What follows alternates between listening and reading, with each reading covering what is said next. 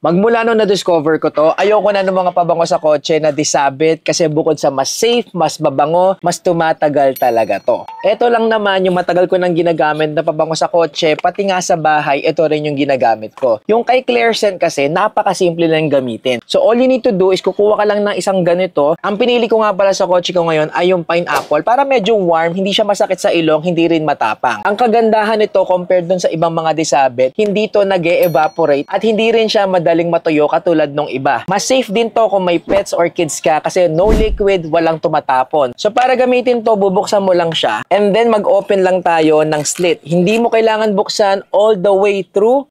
Amoy na amoy mo agad. Medyo may pagka-warm summer feel yung amoy niya. And then, isasara mo na siya. Pero bago ko isara to, makikita mo, hindi siya gel. It's actually a natural balm na di hamak mas concentrated yung amoy.